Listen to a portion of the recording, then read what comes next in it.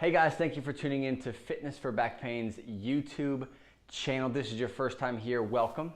My name is William, and what we're going to be talking about today is a way that you can introduce flexion back into your daily life. A lot of times if you had some kind of issue such as a surgery, which isn't really an issue, it's just you've had surgery.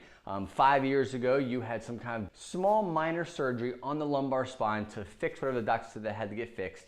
And now you're 4, 5, 6 years later, you're kind of scared. Your doctor said, watch how much you bend over. So you just kind of cut it out altogether. What I want to show you today is how to progress back into flexion, introducing it in a safe way, and how I typically train my clients to do the same.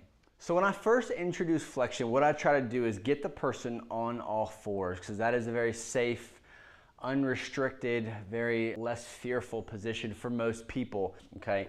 So what I'll have to do is basically getting into position where you're on all fours. But for this one, all we're gonna do is we're gonna work on hinging back and sitting back onto our calves or our heels.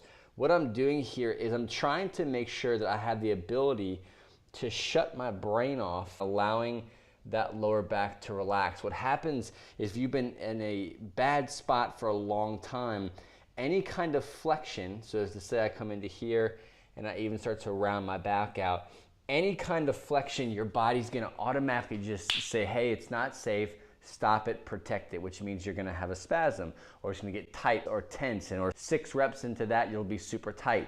That's your body pretty much saying that, hey, we don't trust being in this position, so we gotta stop. We gotta protect the injured area or the inflamed area. For you, what you're gonna do, gauge my lats, so my lats are coming down, make sure my lumbar spine is in neutral, and I'm just gonna sit back, and as I'm going back, I'm focusing less on how I'm contracting and more on how I can allow my brain to let my lumbar spine go. Because even I can sit here, and as I'm coming back, I can kind of not focus on it and then get halfway down and realize that I've been kind of tensing all this area here while I'm trying to allow my lumbar spine to relax.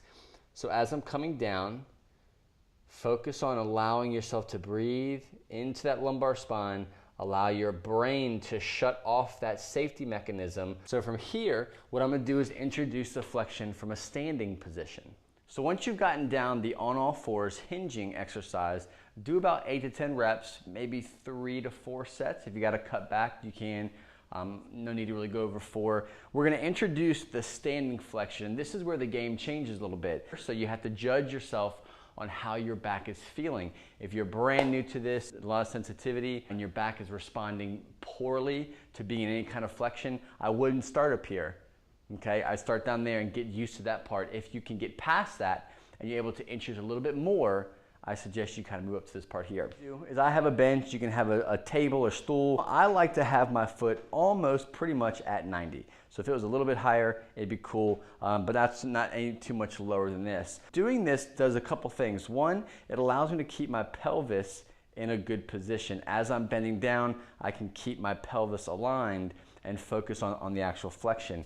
This also takes some of the load off the lower back. I'm gonna practice the same things that I was practicing on the ground with the hinging.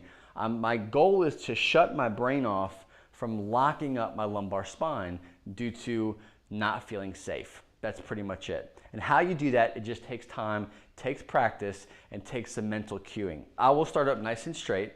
I'll put my hands on my legs, so as I'm coming down, I'm in constant contact with my leg. I can always stop myself or slow myself down using my hands. From here, I'm gonna pretend I'm rolling myself up like a burrito from the head all the way down to about the midsection.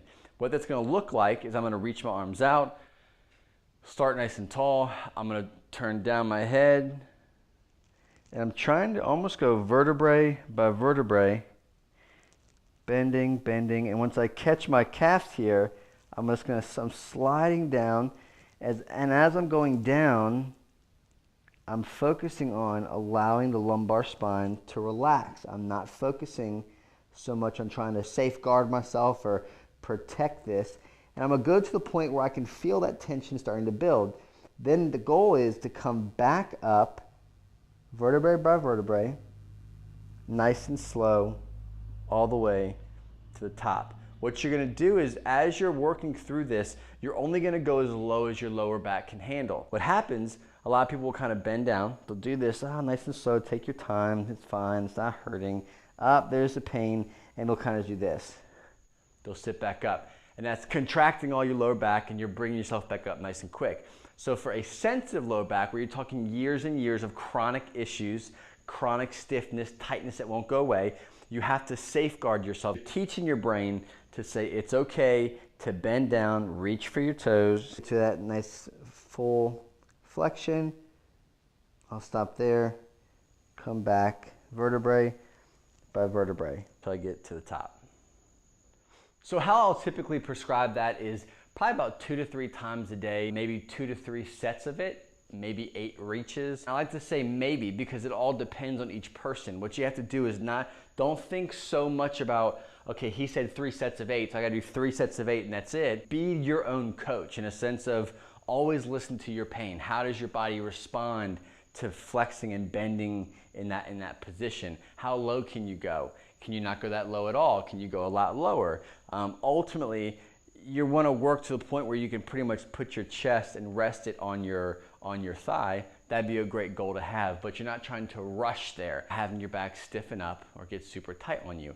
So you want to create that pattern, that mental connection of flexion's okay, coming back up from flexion's okay. The slower I go, the more control I have. My body's going to learn that saying, okay, flexion's safe, he's safe. That area is not as bad as it really think it is, or as bad as my doctor makes me think it is. It's just a matter of connecting that brain and body and making it a healthy movement again. Practice that every single day. Again, 1 to 2, maybe even 3 times a day. Space them out, listen to your body. You should not be in pain. Thank you so much for watching, guys. If you like this video, please share it with someone who you think could benefit, who has some kind of chronic, acute exercise-induced lower back pain, or just plain old years and years and years of low back pain trying to beat it. My name is William. This is what I do. This is what I love doing. I love teaching people drug-free and surgery-free solutions to lower back pain. Subscribe to the channel, share the video if you liked it, and I'll see you guys in the comments.